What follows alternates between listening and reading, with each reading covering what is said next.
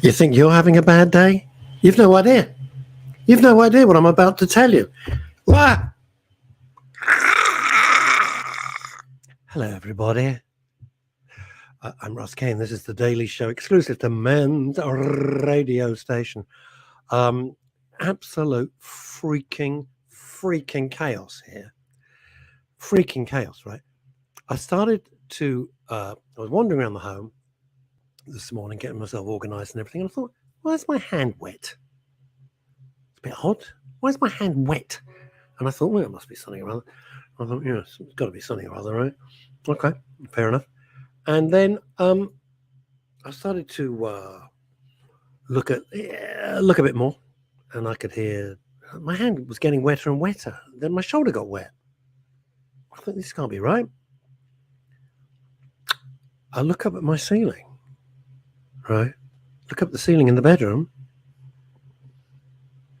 Look, Phil's all casual today. Cash Phil.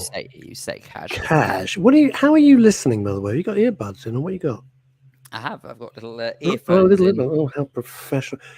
Right. So, what I was saying, could you hear anything of what I was saying? Because it was just a nightmare. Well, you said that you were getting wetter and wetter, so one could only assume that you're older than I thought you were. You're an idiot. And anyway, I look up, and there is like a big tureen type bulge in my ceiling. Eek. In my ceiling, dripping onto my furniture. And I'm thinking, oh shit, what the hell's this? Nothing to do with me because it's upstairs. So I go rushing to my neighbour, bang on the door, nothing. Come downstairs again, phone my neighbour, hello. I said, she goes, I'm in Bath. I said, what, you're in the Bath? She said, no, I'm in the town of Bath. Oh, Christ. Like, and you were nearly there with her. I was nearly there. So I said, "What? There's a flood. Oh my God. I'm on my way to a wedding." And I said, no, hang on a minute. I've got to get in. She said, there's a safe key. So I go through the key safe. I let myself in. And I don't know where the water cock. Oh, I said cock on radio. Right. So then she said, I'll get my boyfriend to phone you. So I speak to this bloke who I've met before. Lovely guy. I said, I don't know what I'm doing here. Where's the water cock? Where's the water cock? I turned it off. The place is like, it's like a bloody swimming pool. Oh, look, there's your mum. So I'm frazzled. I'm absolutely frazzled. Linda Dave, hello, my son and heir. And hello, Phil. Yes. You were out the picture. You were out the will. You are out the will. I get everything. La la la la la la la la la la. I do apologise to my learned colleague. He appears so happy. Hello, Emma Webb. Hope you're well. Clockmaker to the stars. Where is he gone? Where's he gone? Hello, Phil. Clockmaker to the stars. No, he is. Robert Van Buren is a clockmaker. He's a friend of Neil Long's. And the lovely Kimmy Lashmar. Lashmar. Actually, it's Kimmy Lashmar. But hello, everybody. Now, I have an announcement. By the way, your flat looks gorgeous. Thank you.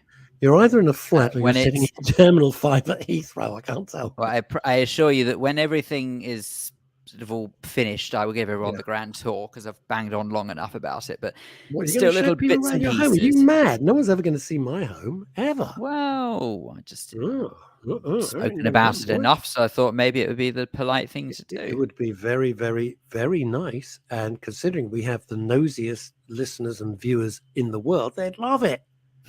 They bloody love it. I think I'm going to go open the door, though, because now that racket stopped, I should explain. I just before we went live. Don't just set it up, then you explain. So I put my headset on. I never heard a noise like it. I thought, please don't tell me something else has gone wrong at home. Please. And I realised it was nothing to do with me. It was coming from Phil's end. Beg your pardon? Yeah. I don't remember that bit.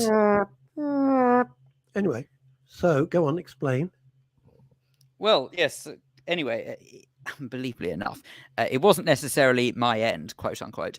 It was more that someone had decided that now was an excellent day to start manicuring the common grounds here where I live now. So it was all sort of strimmers and weed blowers and stuff like that. And as a result of it, it just was a bit noisy. Bloody deafening. It was deafening. I've never heard a noise. The noise was incredible. It was like nuts. I think I look like I could be on a redesigned set of This Morning. It does look very sort of ITV-ish. I got to be honest with you. And here's Phil. Phil's got some floaty summer fashions. Phil, what have you found in the shops? Well, I found this shirt that I'm sure was bigger when I bought it. Yeah, obviously, yes. And it's lovely. Oh God, yes. Now, considering the show that she produced, I'd be honoured. I don't think anyone would guess right, though.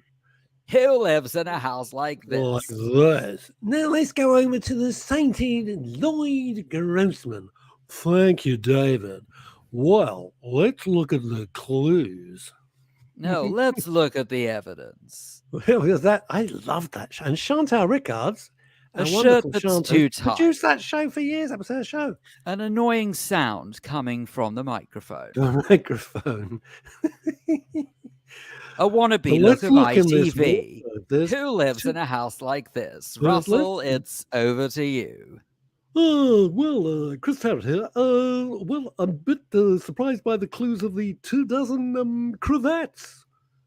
I mean, who the hell wears cravats? And hang on, they need to have the audience doing this, wouldn't you? Because they'd always applaud when they said that they were on the money. Chris, you could be somewhat close with the clue cravats.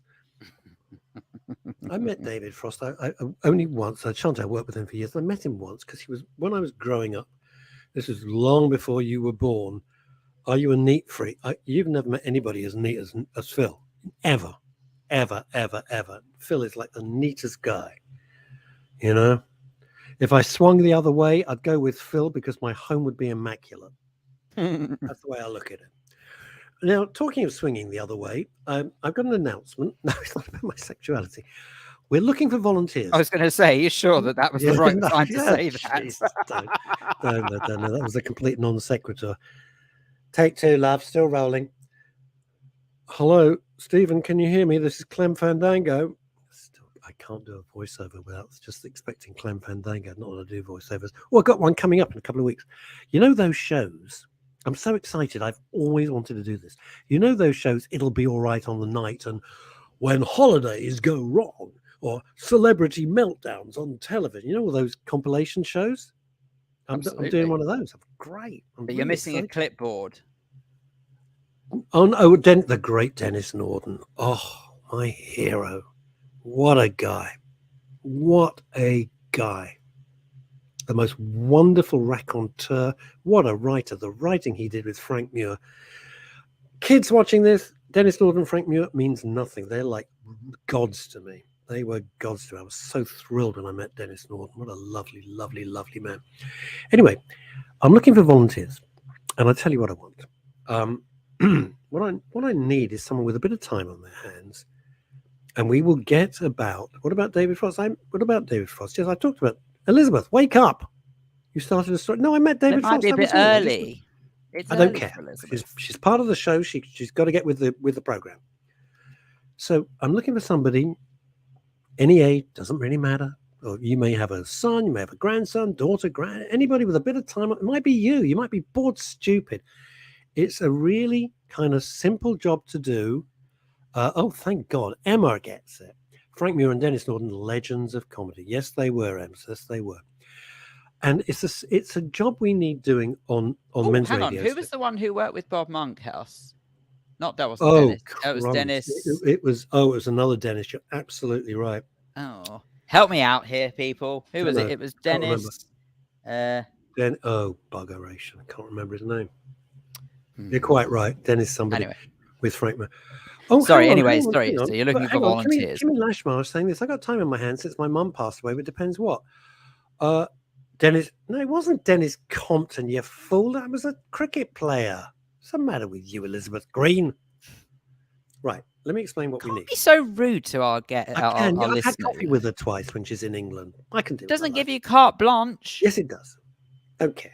I've got a leak. I've got a bloody great leak. Elizabeth. I'm going to have the whole of the ceiling replastered. He means well. I don't.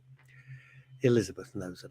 Dennis Goodwin. Thank you, Emma. Oh, yes. Oh, my Good work, God, Emma. You look in your pictures, you look She's about on fire. 35. I always thought you were young.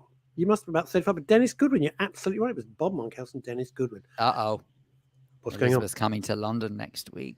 Is she? Well, I'm hiding. You're in trouble. I'm busy. All next week. I'm busy, Elizabeth. Can't make it. Whatever day. I'm either doing my hair or sorting my sock drawer. One of the two. Socks. Anyway, or not. Or be round at Phil's. Oh, here we are. Hang on, just a I'm never going to get this volunteer thing out, am I? Here's your mum. My mother says I met David Frost too. Really? When? I didn't know this. I was in the audience and I bought his book and he signed it for me. Lovely man. Oh, there you go. Wow. I love David Frost. That was the week that was with Millicent Martin. And I got so excited when I was doing my one-man show over in Los Angeles, Caned Laughter. See what I did there? Millicent Martin was going to come to the show and at the last minute she couldn't. I would have been so thrilled just to meet looking for an electrical point. What? I'm looking for an electrical point. Well, it's your flat. How can we help you? Elizabeth's in New York. What do you expect us to do? You just gave a plug. Why do you need an extra plug? What's the matter with you? No, because you just gave a plug. I thought. Oh, I gave a yes. Hey, I'm thinking. I was thinking. I don't suppose you want to come with me, Philip, Dave. I was thinking of popping up to see a couple of shows at the Edinburgh Fringe. Go up for like one night. Oh, I say. You asked me. I was thinking because I've got some friends. I got friends who are doing shows up there. I don't want to be there. You know, I did it 3 years ago. Absolutely loved it. Had a fabulous time. But I was thinking if I could just go up, see my mates' shows, and then come home. There's a couple of shows I want to see. One with Dickie Shelton. It's a fabulous. But can I just finish my volunteer thing? Let me just. Yeah, please do. Seriously, we've only got until 1 o'clock. But I Shut suppose it's one way of keeping them entertained and keeping them. Well, I'm about bloody entertained. Right, this is what it is. We've got a job. We'll get our head of production, the wonderful Melis, who we had a meeting with yesterday. She'll walk you through it. It's not technically difficult. I promise you, it's not technically difficult. She'll walk you right the way through it. You do not need to be a Phil, Dave, and a technical genius. I haven't got the time, and Phil hasn't got the time because he's running the whole of Talk TV, Talk Radio, and everything else. But we need someone. It's just a very methodical thing of loading stuff up.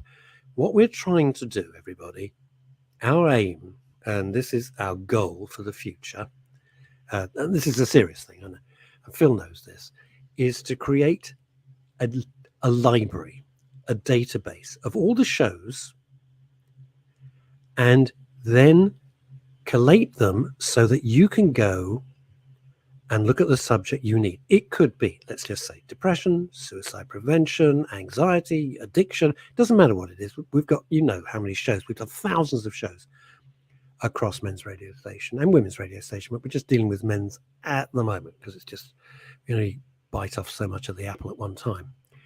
And what we need is to just get it all uploaded. And our head of production, Mrs. Tech, she's Mrs. Tech, who's lovely, will walk you through it. If you've got some spare time, even if it's an hour a day, that's what we need. So if you contact me, I can put you in touch with our lovely Melis. That's her name, Melis. She does all the stuff behind the scenes, along with a guy called Sinner, Sina. We stipulated we couldn't have anybody with ordinary names like Terry, or Bill.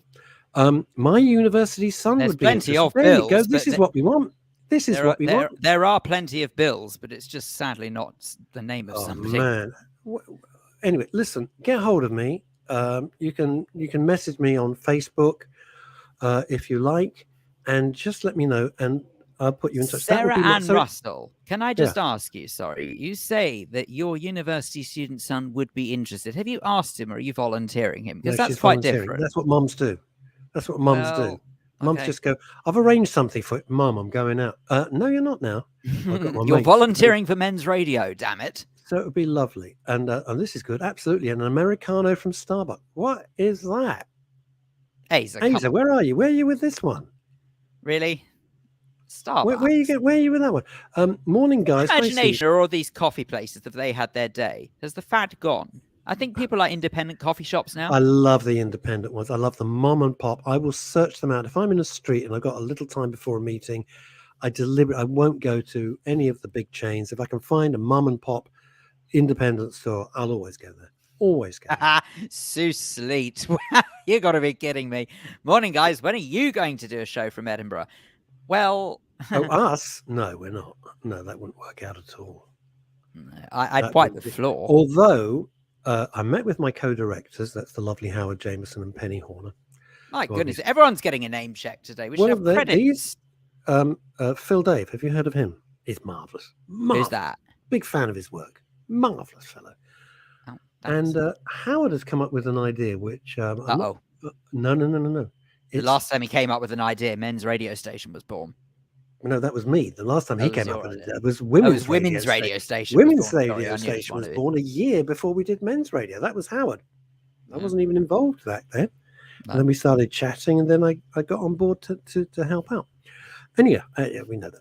So, but Howard came up with an idea, and he started to tell me over a coffee yesterday, and it was like, Howard, freaking genius. It's all to do with theatre, and it's just a great idea. And yeah, we got people on board. It's going to be very, very exciting, like a festival. And is that all we're getting? What, a week-long festival? I'm sorry, it's the best week Howard could come up with. What do you want? No, as in like that's. Are you going to tell us more about this festival, or what we can expect from it? Who's going to be involved? How we, or what we're going to try? It's just that, like Howard is great. He comes up with a genius idea, and then everybody runs around. Every now and then I go, Howard, that won't work. No, Howard, that's not going to work. No, oh my God! And then suddenly, like, that's the way his mind works. It's just like freaking genius. Asa Dan Brown says, I say this because he wears a Stetson. I'm replying to Elizabeth Green. He doesn't talk like that. He must talk like, I'm replying to Elizabeth Green. I also love independent coffee shops. It's a long story behind my loyalty to Starbucks. Yes, sir. Ding. Asa, I really don't want to be stereotypical, but I'm going to be, and I have to ask you to forgive me whilst I am. Have you ever in your life genuinely been so excited that you'll say something like yeehaw? I just need to know there are still people out there who do that. Can I recommend, by the way, talking of which, I don't really watch much TV, but I watch a lot of YouTube channels on my TV at night. I learn so much. Yes. Yes. Yeah, he does. Does he go, yeah. Yes. When he's with a patient. Amazing. Do you think, Phil, when Asa's with a patient, the patient's on the couch and they've just made a really important breakthrough, does he go, yeah? Thank you, Sigmund Freud. Hot dog. I so hope so. It's just fantastic. Can you imagine? Oh, now I feel right at home. I've lost the remote. You've lost the remote? What are you doing? Watching telly? No. You're so bored. Is this such a terrible show? You're watching telly. Excuse me before you I've got a question for everybody. My telly is my second screen for my computer. Chill out. Okay. All right. Keep it here. Now, what I was going to say is this. Too late. Yeah, all right. I realized as soon as I started to say that, oh, Christ, Russell, you idiot. Elizabeth Green goes, I say, woohoo. Woohoo. You know what I do? Right. Something good. I do Homer Simpson. I go, Yahoo, Marge. I do Homer Simpson. Who's Marge? His wife, Marge Simpson. I know Homer. Yeah, but I didn't know you had anyone in your life called Marge. I don't have anyone in my life called Marge. So why'd you say that then? Because it's just a phrase. What are you in charge of what I say now? No, but I'd like to think of myself as some sort of standards monitor. You're wearing a snappy shirt. I didn't have time to get changed. First thing that fell out of the wardrobe. I realised I'd just about to sit down to do this show with you, and I suddenly realised that I was still wearing my tracksuit trousers and a sort of scruffy T-shirt from when I was moving boxes before. You don't even own that. Even when you were fixing the studio, lying on your back covered in sawdust, you're still wearing a three-piece suit. This is true. Unbelievable. I ran into Phil this week, a Monday, 4 o'clock in the morning. I'm with Petri Hoskin. No, not like that. We're in a studio. I'm getting excited. You dirty bastard. Dirty sod. And Phil bursts into this. I wasn't expecting to see Phil at all. In the most immaculate three-piece suit. No one looks that smart at 4 o'clock in the morning. Unbelievable. Thanks. Elizabeth Green, wake me up. So I didn't realize the show was that bad. I'm sorry. Before you go. What's it? Is this the new Morecambe and Wise show this week? Well, Morecambe and not that wise. I've got a question for everybody. Are you enjoying... Come over and not so wise. There you go. Yeah. Oh, look at this. This is good. This is from Asa. He goes, before relocating to New York, I lived in a logging, mining, and rodeo town in a remote community in British Columbia. I've no idea how they speak in British Columbia. Yes. Not even sure where is British Columbia? Northeast? It's in America. Northeast. Oh, it's in America. Probably near Florida. Probably near Miami. It's all the same. That's how Americans think of England. They Normally, think what I just say London, to any Manchester, you're there in 20 minutes. Well, what I was suggesting is that if ever I sort of try and locate somewhere in America, I normally say it's a couple of hours from Ohio. That's normally accurate. Well, everywhere's a couple of hours from Ohio. Exactly. That's accurate, you see. Yeah, I've no idea. Oh, are you enjoying? Mother's chimed in. It's in Canada. Whoops. Well, that's close. Look, they sound foreign. We don't care. It's transatlantic. That's all you need to know. You know, you got to get in a plane, sit there like an idiot for like 8 hours or God knows what. Who cares? Right. Anyway, here's the thing. Are you enjoying? Phil and I took a decision. We talked about it and we said, look, Monday and Wednesdays can get pretty heavy. I don't mean because of Neil. I mean because the subject matter can get pretty deep, pretty dark. And we just thought on a Friday, just not have guests apart from the fabulous Chantal Rickards OBE and just kind of chill out a little bit. If you're enjoying it, we will continue doing it. If you're not, we'll get the guests back and I'll go. If you want. I'm only putting it out there as an option. That is, oh my God. Every analyst and every psychiatrist is now going, Phil, that is so passive aggressive. What? Yeah. A second. Then you can just finish. Elizabeth Green, no guests. She doesn't want guests. Or guests. She doesn't even want guests. No. What's a She's gust? quite fussy. She's quite fussy, this woman. Wait, what's a gust? Hang on, what's a gust? A gust, it's a Is pickle. it when you're a bit shocked? No, I haven't When you're a know bit what shocked. it is. I'm all a gust. No. A gust is a particular pickle from Poland. It's a gust pickle. Is it? Yeah. No, I just made that up. I have no idea. Anywho, and then a Boragust is a type of sausage. Geography lesson coming in, folks. Where are we? Asa says Northwest Coast and north of Washington State. Why is The this town was about 5,000 kilometers from New York. What's that in English? What's kilometers? In old money, it's about 3,000 miles, 3,500 miles, something like that. Oh my God, that's ages away. It's a long old haul. It's a long way if you've forgotten. It's a long way if you've forgotten your keys. Kimmy says, yes, you both make me laugh. Tell Chantal I'm off to see the Elvis film for a second time tonight. It's brilliant. Well, you can tell it yourself in a moment, Kimmy. It should be along shortly. What is Elizabeth going on now? Early and hot here. Is that you or the weather? Jesus. Anyway, I think I'm slightly hysterical because this flood. I'm really worried about it. The ceiling is bulging. So I don't know if I should prick it carefully. Hang on. Have you put a bucket underneath? I've had to move all the furniture. Are you kidding me? I've had to move all the furniture. I'm just testing. I'm just making sure, you see. I like to help with these matters. No. I've moved. Yeah, Elizabeth, I was joking. We got it. Was the weather. Jesus. It's not a dating site. So I've moved all the furniture. I got this whacking great bucket, but the ceiling is like, please do I stick a little pin in it and drain it and hope that's it? Or do I leave well alone? I don't know what the hell. Well, you can't leave it because it will just ultimately burst all over the flipping So what place. should I do then? Should I, after the show, go up on a ladder? Call in a plumber. It's not my. Because it's not coming from my. It's not my pipes. Oh, what? So you'd rather risk it and then let it burst all over the place? Just call in a plumber and charge it to your neighbour. That's what I'd do. Why are you going to risk damaging your flat for them having a leak? She's not well. I don't want to add to any. I'm very sorry for her, but you won't be well if you have a flood and all of your furniture gets damaged. I'd rather get a flood than leave it there. Right. Anyway, wow. So what is the consensus of opinion? No guests on a Friday? You happy with us asking about, or do you want us to go back to the more formal sort of let's have guests and hear about your life and your... Why are you letting... Hang on, I don't understand why you're letting the listener be the producer all of a sudden. I'm just putting it out there because I like, unlike the BBC, you get arrested for that, which is so dictatorial, I like to be more inclusive because we're a little family here. That's why. We're a little family. That's what we want. Anyway, back to the volunteers. Please reach out. Please contact me. You can get me on Twitter at Russell Kane. You can get me, you can see it floating across there, or you can get me on Facebook. I'm just Russ Kane on Facebook. Just send me a note, and we can sort this out, and I'll put you in touch with our production team. Two very interesting things happening in America. Well, one very interesting thing happening in America. I'm going to bring on our guest because I want to discuss it with her because it's right up her street. Can you hear me, Chantal? I thought you said it was in America. It is in America, but is Chantal living in America? What do you mean it's up her street? You're getting on my nerves now. Hi, Chantal. Chantal, that's a fabulous kitchen. Hello. What a kitchen! What are we selling today? It's not my kitchen. No, it's not my kitchen. It's quite so I guess the question is, who lives in a house like this? Like this. Let's look at the clues.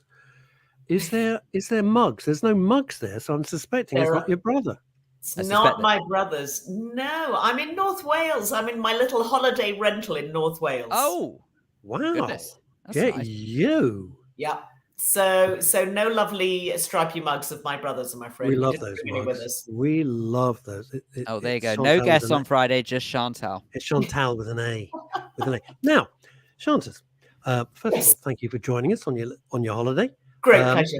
Chrissy Richards says, "Wow, Phil is almost undressed. It's very hot here, I have you know. So it's the most casual I have ever seen Phil Dave. This is true. Make the most of it. Why have we got who is Dr. Sarah Kite? You're not Dr. Sarah Kite. Why has that come up? Who pressed that? You're messing about. Right, Chantal, have you been following the trial in America of Jones? Infowars. Alex Jones. Alex Jones. Have you been following it? Well, I have. I know that he now has said that Sandy Hook, which was that terrible massacre at a school in upstate Texas. New York, I think. Was it Connecticut? It was in Connecticut. Texas. No. Sandy Hook was in Connecticut. Sorry, all right, fair enough. Connecticut, yeah. He denied that had ever taken place until last week. And so he was forced to admit that actually it wasn't a hoax after all. So that's about as much as I followed in the last week or so. Okay, here's a bit of background. And I found out some extraordinary things because there's what we're seeing and the reality. There is a shock jock in America called Alex Jones. He's very, very right wing. Yeah. And he's a conspiratist nut. Piers Morgan tried to interview him, and Alex Jones just literally sat across and screamed in his face. Screamed. It's the most extraordinary interview. And I thought, poor old soul, what an idiot. Right. And out of this trial, and I'll come on to the trial in a minute because it's really interesting about the media, of which, of course, Chantal is the queen, is this. So this Alex, he's got a company called Infowars. In my stupidity, I thought it was no different from men's radio stations, a tiny little team, right? There is 60 staff. Good Lord. I haven't finished. How much on merchandise do you think he was making a day at some peak? Well, you sound surprised. So I'm going to say $100,000.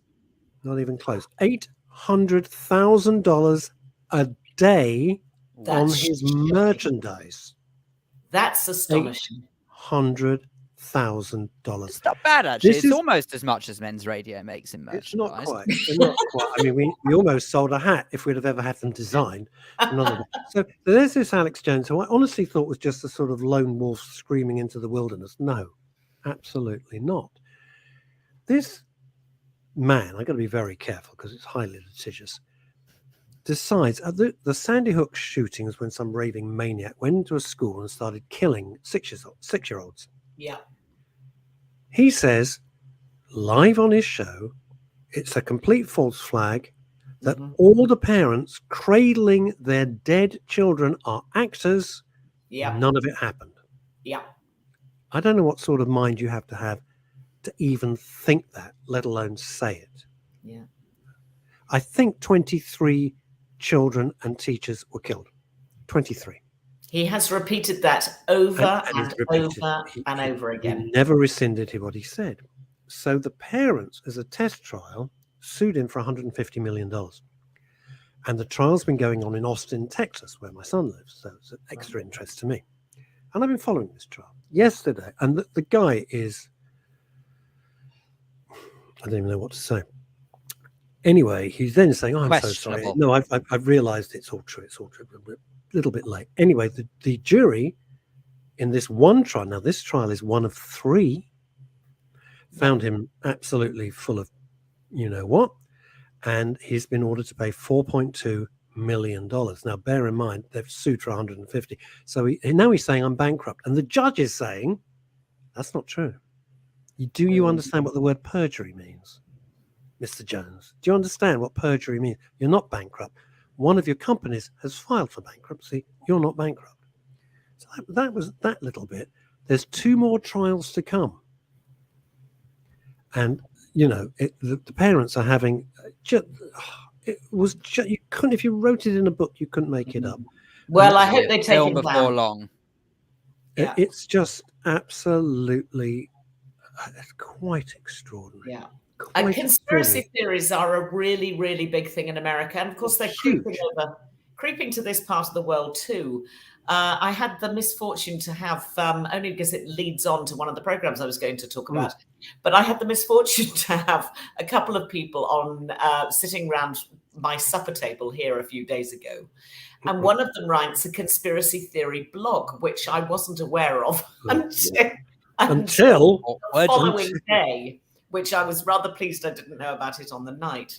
But one of these 2 people was an anti-vaxxer. So in actual fact, I was sort of really interested because I thought, I don't really want to hear what they've got to say, but I need to hear what they've got to say because I need to understand.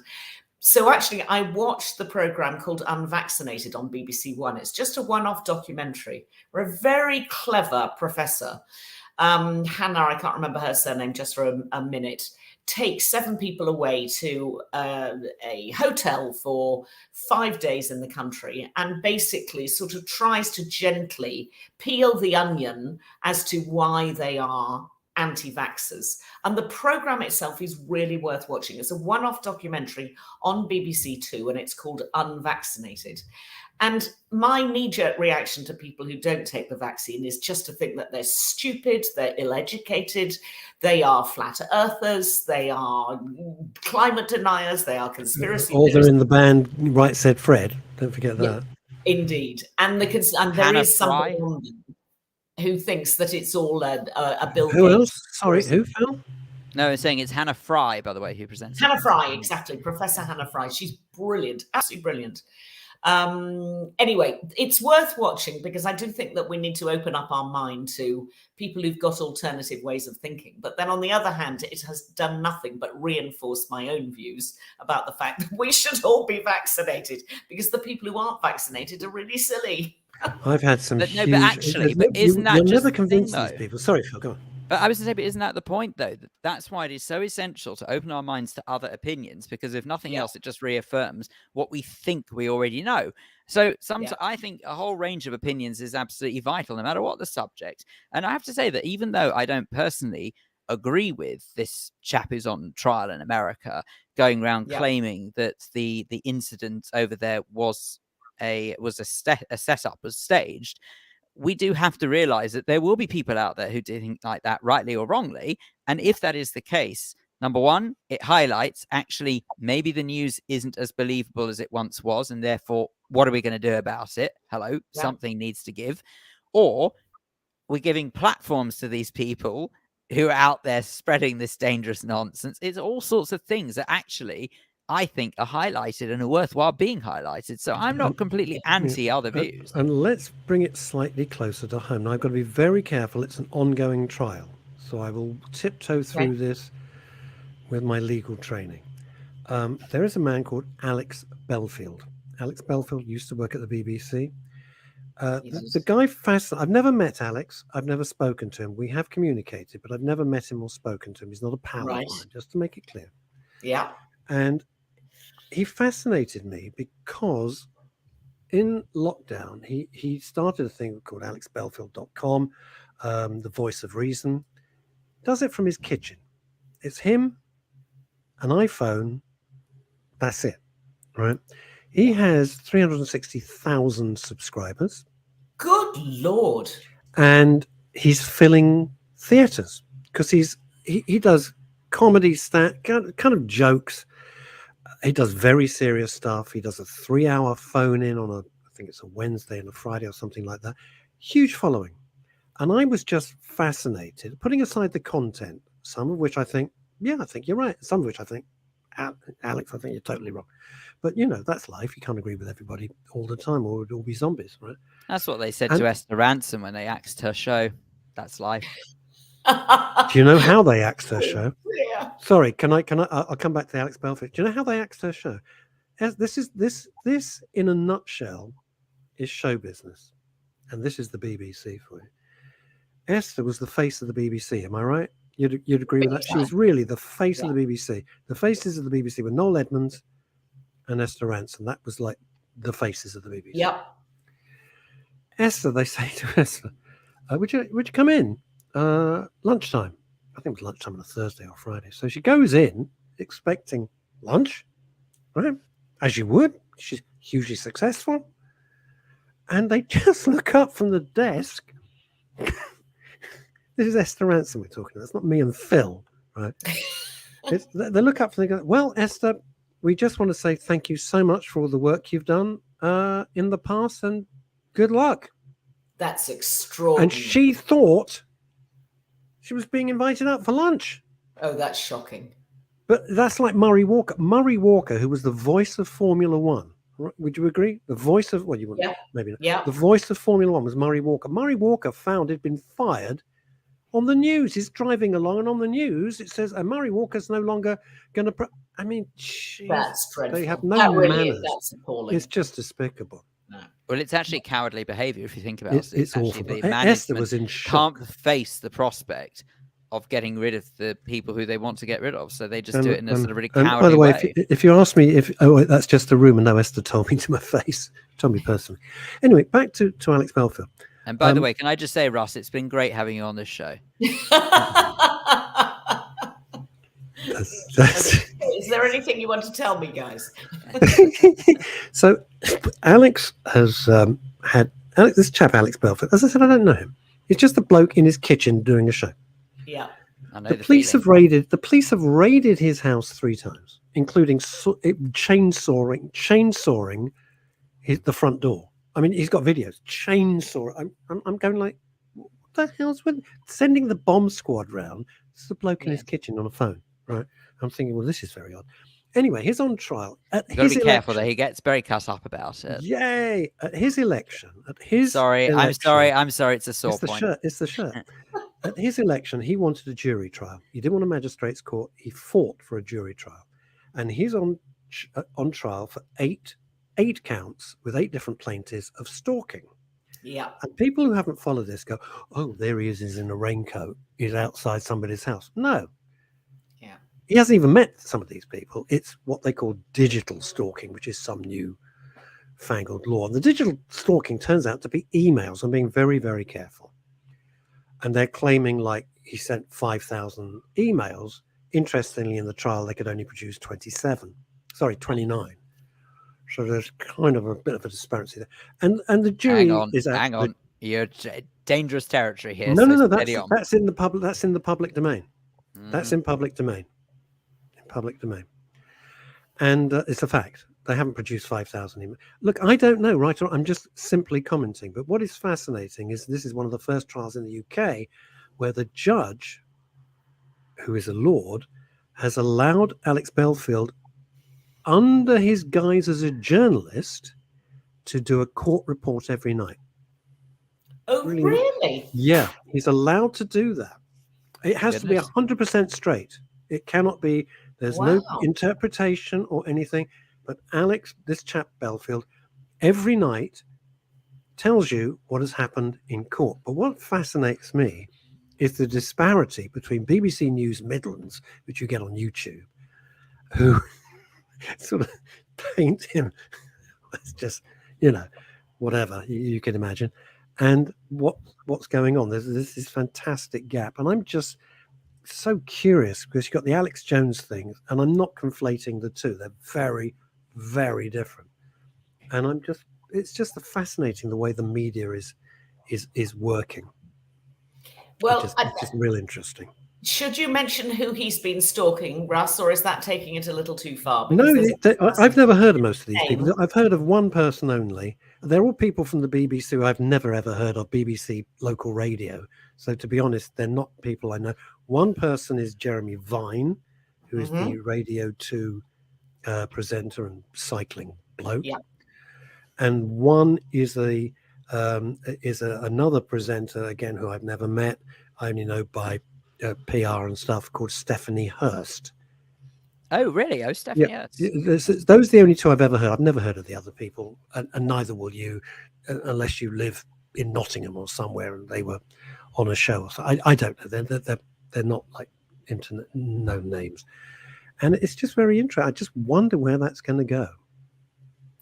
I just find that fact that the Alex Jones thing, I'm delighted because somebody to say that. Well, you sort of, I mean, certainly if anybody wants to understand America these days, you have to understand the different points of view and where those people are coming from, because the country is so divided. So if you cut yourself off to everything that's going on, that's when you suddenly get surprised by having a president that you weren't expecting, because you've taken no notice of actually what half of the country think. It is extraordinary. Sounds very familiar. But you know, Phil, what's so terrifying is that to be able to say something so awful and so horrible and so tasteless and so evil, based on no evidence whatsoever, and keep repeating that lie, and millions of people, are buying into it. His audience are buying into it. It's terrifying. I find that really scary. I find that scarier than any horror movie. You know, you could come up with any horror movie, and I find that not great. Interesting story, though. Very, very interesting story. It's extraordinary. It's just extraordinary. Anyway, there we are. What have you found on your travels? Well, actually, I was thinking, I mean, not too far from what we're talking about. I'm in Wales, as you know. And I've been to prison, as you probably know, because I've spent 2 days in prison, one in America and one in Phil, get her off the show. Phil, get her off the show now. Phil, say something. Has changed irreparably. I'm very, very disappointed, Chantal. Well, they were both charity days. You think you know somebody. You think you know somebody for many years. And I was banking on you bringing the epitome of glamour and class. It's always the ones you least suspect with the innocent, now, face. I'm afraid turns out you've done porridge. Unbelievable. Yeah, I've done porridge. I can actually tell you what a men's maximum security prison in America is like, because I spent 12 hours in one as a judge. New friends? Well, no, actually, it was a very good idea. What they were doing was they were taking 45 guys every 6 months. Have you got anyone you can call a favor on? No, definitely not. Nobody had a key. I mean, this was the ultimate through the keyhole from the other side of the door. But no, couldn't get out for 12 hours. It made me very, very, very... you know, the minute somebody turns the key on a door and you can't get out, you want to get out. It's just a knee-jerk reaction. It was really ghastly. I felt very penned in. I mean, ultimately I was in one of the safest places in America if you're on the outside, but not necessarily if you're on the inside with 3,500 men who have all committed very serious crimes. Anyway, that's a bit of sort of backstory. Lucky you're not a very, very attractive woman, because that could have added fuel to the fire. Well, no, we were all told to dress down. I have to tell you, we weren't allowed to show our womanly form. We weren't allowed to. I didn't wear makeup. I wore my hair back. I covered myself to my knees, and then I had trousers on below my coat. And I felt that was appropriate, because I didn't think it would be appropriate if I was dressed in a sort of womanly way that you know is probably. I thought it would be disrespectful, to be honest. But I was just judging on a training program that they put together for the inmates, and 45 guys were being trained on how to create a job on the outside. And it was a real dragon's den, which they call Shark Tank in America. And these 45 guys had to pitch to us dragons for money that was going to be, I think Google were the sort of partner of the charity, and Google were putting up real money that the guys could win, in effect, if they came up with the best idea. Anyway, that's just a little bit of background. So when I talk about American prisons, I've got an understanding of what they're like, and they're not great. But that takes me on to a program I've been watching for the last week, which I have really enjoyed. It's not Prison Break so much, which everybody loved 15 years ago, was a massive success around the world. This is called Blackbird, and it features a Welshman who's a very, very favourite actor of mine called Taran Edgerton, who some of you will know from Kingsman, the sort of spoof James Bondy type movies. Eddie the Eagle, that was him as well, wasn't it? He was Eddie the Eagle. He was also Elton John in Rocket Man, for which he won a Grammy. And he was really, really good in Rocket Man. And I got to know him a little bit in Hollywood when he was doing the tour for, promoting Rocket Man. And I really liked him. And anyway, he pops up in this film called Blackbird. And it's Can I do my Blackbird impression? You ready? What? If you think you're in danger, you are in danger. That's the trailer. So you've seen the trailer then? You've got to watch. I've woken up in a parallel universe. I'm not sure what's going on right about now, but we'll get there. Anyway, they're trailering the hell out of this. They're promoting the hell out of this show, it's Philip. Really, really, really good. And it's based on a true story about a young guy who is this character, the Taran Edgerton character, who is in jail for 10 years for taking weapons across state lines. And he's a bit of a Jack the Lad, and he was a football, lad in school, and he's a good-looking guy. And it's not the Taran Edgerton we've seen in the past. Taran has been bulking up. He is so buff. I mean, he looks like somebody who, spends his entire day. So to give us a better idea, Chantal, on a scale of Phil Dave, if we take Phil as the Rock, Phil is John Cena, all right? You can see me, you can't see me. So John Cena's a very good looking man, as was John Cena's ridiculously handsome. I mean, he's going to be a big star. I know they're making him big. Yeah. Okay. Look, if it's any consolation, okay, and it helps answer that very point, is I know that this shirt is definitely tighter than when I bought it. So I can only assume that that's got to be muscle related. There's no hope for anybody on the planet. You're like the slimmest guy ever. Well, I don't know about ever, but thank you. Anyway, if you want to know what you could look like, you need to watch Taran Edgerton in this tremendous 6-part thriller called Blackbird. He basically goes to a maximum security jail full of murderers and deeply bad people, because the CIA basically put him or the feds, I should say, put him in an impossible position and say, look, we'll expunge the 10 years that you're going to get if you go in undercover to this really nasty jail and persuade an alleged killer of 14 children to fess up. So he goes into this jail to make friends, to befriend this child killer and child molester. It's a true story. I've only watched the first 5 episodes. I couldn't stop watching them. It's really well done. It's very well made. The script is brilliant, and Taran Edgerton absolutely knocks it out of the ballpark. And it's on what? It's on Apple. So I know you're not crazy about Apple. No, I haven't got Apple it. TV Plus. It's really, honestly, get Apple TV Plus for a week and binge this, because it's absolutely the business. But you know what will happen, Chantal, is I'll forget, and then I'll get billed every time. I go, oh, Christ, I forgot. Well, I keep no. Well, put it in your diary. That's what I do. Sorry, what was that word? Put it in my... You don't have a diary. No, not really. Okay. No, I have a schedule. Of course, I have a schedule on my phone, which goes onto my laptop. Of course I do. I don't have a diary. Got up, went to the loo, brushed my teeth, went back to bed. That's my entire diary. Every day, that's it. Got up, felt fed up, went back to bed. Next day. No, you popped into the whiskey club, I'm quite sure.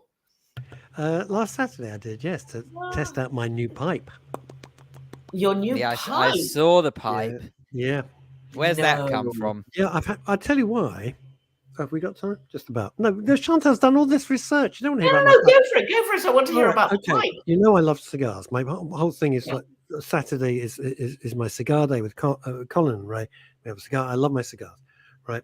Because of a bad crop in Havana, in Cuba, and because the Chinese have discovered cigars and buying everything because they've got all the money in the world, all the billionaires, there is a massive shortage of cigars worldwide, number one. Number two, that has pushed the prices through the roof. So, frankly, if you can find I'm talking about a single cigar for under 40 quid, you're doing really well. And I'm not talking about the big low grade monsters. I'm talking about a pretty modest cigar, right? And I thought, I cannot justify anymore setting fire to 40 quid for an hour's smoke. I just can't do it. You know, with the cost of living and everything else, it's got to go, which is killing me, right? First world problems. Wow. So I thought, you know what? I'm going to try a pipe. I've never had a pipe in my life. So I went to JJ Fox. I thought I better go somewhere that they know what they're doing. So I went to JJ Fox in St. James's, found this wonderful man who was about 102, who used to have the tobacconists in Holborn, Philip. And I said, look, you've got to help me because I don't know what I'm doing. We selected a pipe. We selected his own blend of tobacco. I'm loving it. Here's the difference. Pouch of tobacco, well, the pipe was like 35 quid or something. It was like peanuts. And once you bought it, you bought it. The tobacco, and it's lovely, £13, 1.3. That's at least 10 pipefuls. So every pipe, instead of 40 quid, is costing me £1.30. Wow. Of course, though, we do not encourage anyone to start smoking, whether it be a pipe or cigarettes or cigars. We do have to. Unless you need to. No, we don't encourage. And I really need to, right? We don't encourage. I'm going to show you my pipe. Right, I'm going to show you a pipe. Hang on. For heaven's sake, I'll take actually myself going off to get the pipe. Okay. Yep. Okay, right. Riveting stuff. Okay, he's gone to get his pipe. Who are we to interfere with the pipe? Chantal, whilst he is going to retrieve his new toy, please do tell us what else you have stumbled upon. Okay, well, an easy three-parter on the BBC, because I thought I'd better find something that everybody could access. Easy three-part summer thriller, BBC One. It's called The Control Room. It's been very well reviewed. Don't know if you've seen it, Phil. I haven't seen it. I've heard of it. I haven't seen it yet. I think it's flashed up on iPlayer when I've opened it up or something. Oh my good God, man. Yeah, no, the premise is good. I'm only at the end of episode 1, and the premise is this is a guy. He's actually got a smoking hat as well. Heaven help us. No, not a smoking hat. Oh, bless him. This is a gift from my cousin Francine. It's my smoking hat. Yes. Why do you need a hat for smoking? Well, in the olden days, I've got to show you this hat. It's fantastic. Why are you shouting into the microphone? Because I can't hear anything, because I'm half bloody deaf because of the flying eye. Shut up, Mr. Shirt Don't Fit. Look at this hat. Isn't this the coolest thing? Oh my goodness me. It looks like it belongs on Bullseye. It's hilarious. Anyway, I'll tell you why. You can say, Chantal, here's the thing. Bully's special prize. No, Chantal, you can ask me anything. Ask me a ridiculously hard question. I'll show you why this works. Right. I was going to say, will that serve as a hat for when your head gets wet in bed? I'm glad you asked me that, Chantal. It's very interesting. See, the thing is, if I didn't have the pipe, not answering, it shows the moron that I actually am. Vacuum. The pipe, it looks like I'm considering the answer. Of course, I'm not considering the answer. I'm thinking, I don't know what the bloody hell to say, but it looks like I do. We're back to it's a rather curious way of proving that point. But anyway, Control Room on BBC. Yeah, just to say we're back to Frank Muir, aren't we? Didn't we had a conversation about Frank Muir or Dennis Norden? Frank Muir. Yeah. Frank Muir. Control Room BBC One, and the guy is in an emergency control room, and he's the guy that answers the calls, and somebody phones up and says, I've murdered somebody, and he says, run that by me again. And the girl at the end of the phone says, Gabo, is that you? And she has recognized his voice. Of course, everything in a control room is recorded. And he'd put everybody on alert right at the beginning of the call when this person had phoned to say, I've just murdered somebody. And then, of course, he realizes that he knows who she is. But there is a childhood secret between the two of them that then gets unraveled as the story goes on. So the opening 5 minutes is really electrifying because you think, crikey, where is this story going to go? So it's very good. I'm enjoying it so far. I hope it lasts through the 3 programs, but certainly the first program is great. And there you go. So that's a recommendation from BBC One. It's a 3-parter, easy to watch in an evening if that's what you want. Yeah. Did you ever watch the Howard Stern thing where a serial killer phones up Howard Stern live on the show? No, I didn't. Serious. The middle of the Howard Stern show, which fascinates me for all sorts of reasons. It's the only thing that Taran and I ever disagreed on. Taran couldn't stand Howard Stern.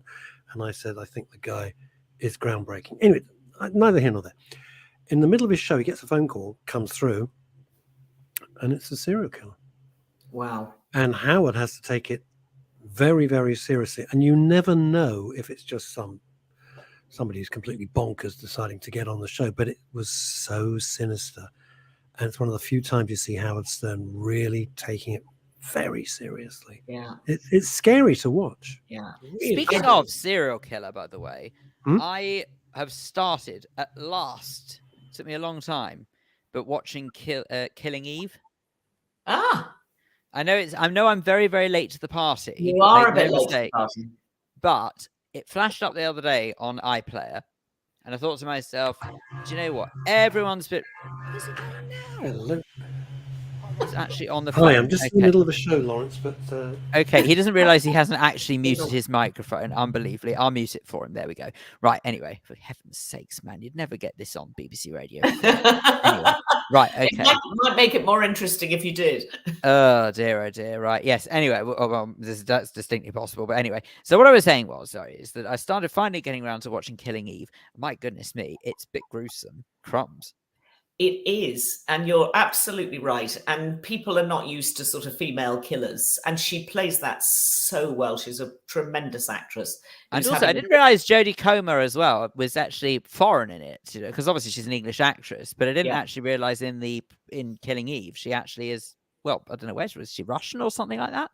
Yes, she's Eastern. I think she is Russian. Actually, I think she is Russian. She's brilliant at accents. If you hear her real accent.